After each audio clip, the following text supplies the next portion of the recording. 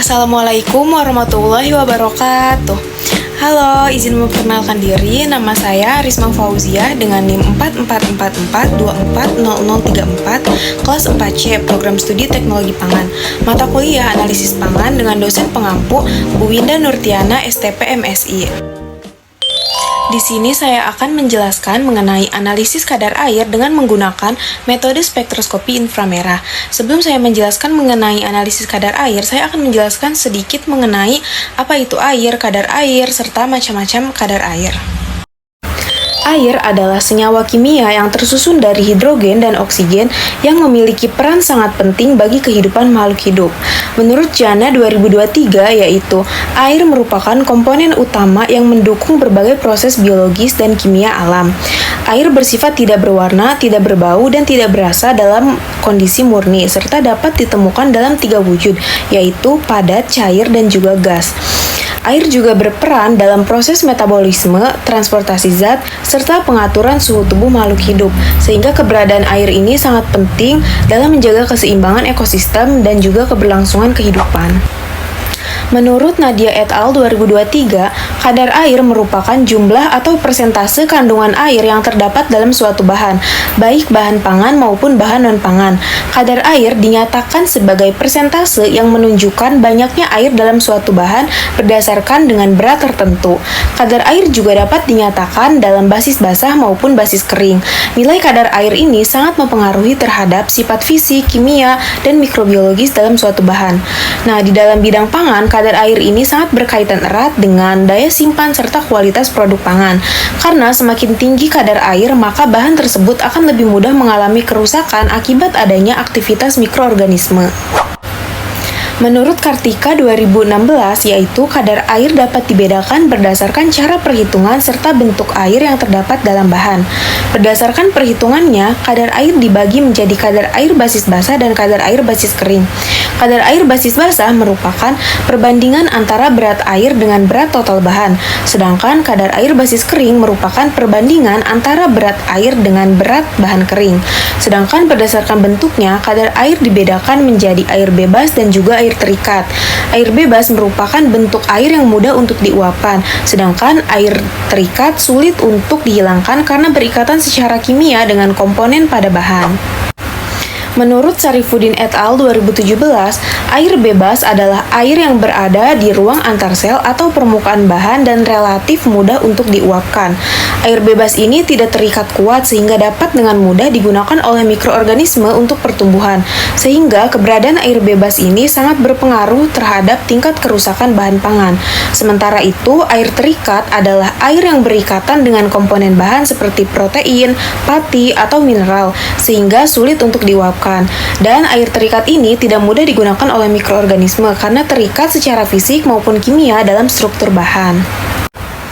Menurut Rosmayati et al. 2023, macam-macam metode untuk menentukan kadar air pada suatu bahan umumnya dibagi menjadi 2 kelompok, yaitu metode konvensional dan metode instrumental. Metode konvensional yang paling umum digunakan contohnya adalah metode gravimetri, yaitu pengeringan menggunakan oven, metode destilasi seperti metode Dean-Stark, dan metode titrasi Carl-Fisher yang khusus digunakan untuk mengukur kadar air dalam jumlah kecil. Sementara itu, metode instrumental dapat meliputi penggunaan alat seperti spektroskopi inframerah, near infrared, dan moisture analyzer yang bekerja lebih cepat dan praktis. Dan pemilihan metode ini harus disesuaikan dengan jenis bahan, tingkat kelitian yang diinginkan, serta ketersediaan alat. Nah, selanjutnya di sini saya akan menjelaskan lebih dalam mengenai analisis kadar air dengan menggunakan metode spektroskopi inframerah. Spektrofotometri infrared atau inframerah merupakan suatu metode yang mengamati interaksi molekul dengan radiasi elektromagnetik yang berada pada daerah panjang gelombang 0,75 sampai 1000 mikrometer atau pada bilangan gelombang 13.000 sampai 10 bilangan per sentimeter. Radiasi elektromagnetik dikemukakan pertama kali oleh James Clerk Maxwell yang menyatakan bahwa cahaya secara fisis merupakan gelombang elektromagnetik, yang artinya mempunyai vektor listrik dan vektor magnetik yang keduanya saling tegak lurus dengan arah rambatan. Spektrofotometri inframerah transformasi Fourier merupakan spektroskopi yang ditemukan oleh matematikawan Prancis J.B. Fourier. Fourier Transform Infrared merupakan instrumen yang didasarkan pada penyerapan sinar inframerah oleh molekul atau senyawa. Karena panjang gelombang cahaya inframerah lebih pendek daripada cahaya tampak dan sinar ultraviolet, maka energi inframerah tidak dapat membuat elektron melompat, tetapi hanya dapat membuat molekul bergetar. Instrumen tersebut dapat digunakan untuk menentukan gugus fungsi senyawa organik, dan sampel yang dianalisis juga dapat berbentuk cair ataupun padat. Dalam spektrum inframerah, radiasi inframerah dipancarkan ke molekul, sedangkan radiasi inframerah diserap oleh molekul dan sebagian ditransmisikan melalui molekul yang menghasilkan spektrum.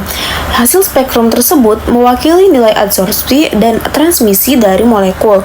Seperti sidik jari manusia, tidak ada molekul yang memiliki nilai spektrum atau vibrasi yang sama. Sebagaimana menurut Giwangkara 2007, spektrum elektromagnetik merupakan kumpulan spektrum dari berbagai panjang gelombang. Berdasarkan pembagian daerah panjang gelombang, sinar inframerah dibagi atas 3 daerah, yaitu yang pertama, daerah inframerah dekat, yang kedua, daerah inframerah pertengahan, dan yang ketiga, daerah inframerah jauh. Nah, adapun daerah spektrum inframerah dapat dilihat pada gambar berikut. Pada daerah spektrum inframerah dekat, itu terdapat pada panjang gelombang dengan rentang 0,78 sampai 2,5 mikrometer. Pada daerah spektrum inframerah tengah, terdapat pada rentang 2,5 sampai 50 mikrometer. Adapun pada spektrum inframerah jauh, itu terdapat pada rentang panjang gelombang 50 sampai dengan 1000 mikrometer. Nah, selanjutnya di sini saya akan menjelaskan mengenai rangkaian alat spektrofotometri inframerah. Instrumen yang digunakan untuk mengukur absorpsi radiasi inframerah pada berbagai gelombang disebut spektrometer inframerah dengan skema seperti gambar berikut ini. Nah, pada gambar di atas terlihat bahwa sumber sinar memancarkan sinar inframerah pada lebih dari satu panjang gelombang. Sumber ini kemudian dipecah oleh sistem cermin menjadi 2 berkas sinar, yaitu yang pertama berkas rujukan atau reference, dan yang kedua yaitu cuplikan atau sampel.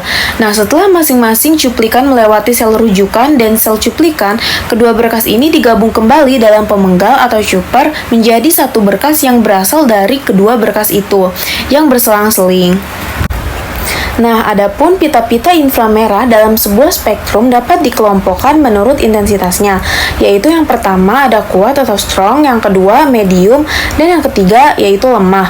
Dan suatu pita lemah yang bertumpang tindih dengan suatu pita kuat itu disebut sebagai bahu atau shoulder. Dan istilah-istilah ini sangat relatif dan bersifat kuantitatif. Selanjutnya ada sumber dari inframerah. Pada umumnya, sumber inframerah yang sering dipakai merupakan zat pada inert yang dipanaskan dengan listrik hingga mencapai suhu antara 1500 sampai dengan 2000 Kelvin. Akibat pemanasan ini akan dipancarkan sinar inframerah yang kontinu. Selanjutnya yaitu ada jenis-jenis dari sumber inframerah. Yang pertama yaitu ada nurse glower yang terbuat dari campuran oksida unsur lantanida. Yang kedua itu ada globar yang berbentuk batang dan terbuat dari silikon karbida. Yang ketiga yaitu ada kawat NiCr yang dipijarkan. Nah, sumber radiasi untuk instrumen ini berbentuk gulungan kawat NiCr yang dipanaskan kira-kira sekitar 1000 derajat Celcius dan menghasilkan suatu spektrum kontinu dari energi elektromagnetik yang mencakup daerah dari 4000 sampai 200 panjang gelombang per sentimeter bilangan gelombang. Nah, energi yang diradiasi oleh sumber sinar ini akan dibagi menjadi 2 bentuk kaca sferik, yaitu M1 dan M2. Selanjutnya ada juga yang namanya monokromator. Nah, monokromator ini di dalam spektrofotometri inframerah itu berfungsi sebagai penyeleksi panjang gelombang, yaitu mengubah cahaya yang berasal dari sumber sinar polikromatis menjadi cahaya monokromatis. Instrumen spektroskopi inframerah dalam menganalisis kadar air dapat menggunakan sampel dalam bentuk gas, sampel cair, dan juga sampel padat. Nah, jika sampel yang digunakan merupakan sampel gas, maka sampel dimasukkan ke dalam sel inframerah. Jika sampel yang digunakan berbentuk cair, maka sampel terlebih dahulu harus dipipet dan disuntikan ke dalam sel inframerah. Jika sampel yang digunakan berbentuk padat, maka partikel kasar cenderung akan menghasilkan pemancaran radiasi inframerah. Kemudian partikel harus dihaluskan sampai kurang dari 2 mikrometer. Proses penghalusan ini harus dilakukan secara hati-hati agar tidak merusak struktur material tertentu atau mineral tertentu pada sampel. Prinsip penggunaan spektroskopi inframerah merupakan suatu metode yang digunakan untuk mengamati interaksi molekul dengan radiasi elektromagnetik yang berada pada daerah panjang gelombang tertentu yang akan menghasilkan suatu getaran atau vibrasi dari suatu ikatan kimia poliatomis atau gugus fungsional senyawa kimia. Prinsip kerja dari spektroskopi inframerah yaitu jika suatu senyawa diradiasi menggunakan sinar inframerah, maka sebagian sinar akan diserap oleh senyawa, sedangkan yang lainnya akan diteruskan. Dan spektrum kompleks pada spektroskopi inframerah terdiri dari banyak puncak yang menandakan adanya gugus fungsi yang ditandai dengan bilangan gelombang. Dalam spektroskopi inframerah, radiasi yang dipancarkan menjadi sumber energi yang akan dipisahkan menjadi frekuensi-frekuensi individu melalui prisma atau grating. Nah, instrumen spektroskopi inframerah juga dilengkapi dengan detektor yang dapat digunakan untuk mengukur frekuensi radiasi yang telah melewati sampel yang digunakan. Detektor ini akan menghasilkan spektrum inframerah yang merupakan plot intensitas serapan atau absorbansi dengan frekuensi atau bilangan gelombang. Pada instrumen spektrofotometer juga ditambahkan suatu perangkat optik yang disebut dengan interferometer. Dengan interferometer, maka proses scanning ini akan menjadi lebih cepat, yaitu hanya dalam beberapa detik saja. Interferometer juga menghasilkan suatu sinyal yang disebut dengan interferogram, yang selanjutnya akan dikodekan menjadi frekuensi individu melalui transformasi Fourier dengan algoritma tertentu dan akhirnya dihasilkanlah suatu spektrum inframerah. Radiasi dari sumber sinar melewati celah dan diteruskan ke dalam interferometer, yang selanjutnya radiasi akan melewati sampel dan diteruskan ke dalam detektor. Sinyal yang terbaca oleh detektor maka akan digitalisasi dan dikirim ke komputer tempat proses transformasi Fourier dilakukan, sehingga dihasilkanlah spektrum inframerah. Jadi, sinyal dari sumber sinar inframerah merupakan kombinasi dari panjang gelombang yang berbeda-beda. Sinar yang melalui interferometer akan difokuskan pada tempat sampel. Sinyal yang ditransmisikan oleh sampel akan difokuskan ke dalam detektor. Dan perubahan intensitas sinar dapat menghasilkan suatu gelombang interference. Gelombang ini diubah menjadi sinyal oleh detektor, lalu diubah menjadi sinyal digital. Pada sistem optik FTIR, radiasi laser diinterferensikan dengan radiasi inframerah agar sinyal radiasi inframerah diterima oleh detektor secara utuh. Nah, selanjutnya saya juga akan menjelaskan mengenai cara dari pengoperasian alat spektroskopi inframerah. Cara pengoperasian alat spektroskopi inframerah yang pertama yaitu dengan cara meng-on-kan sumber listrik, kemudian diatur alat yang akan digunakan dan juga diatur alat komputer, lalu ditunggu sebentar. Dan proses pengukurannya itu dilakukan dengan cara mengklik tanda shortcut, kemudian ditunggu beberapa detik sampai keluar dialog box.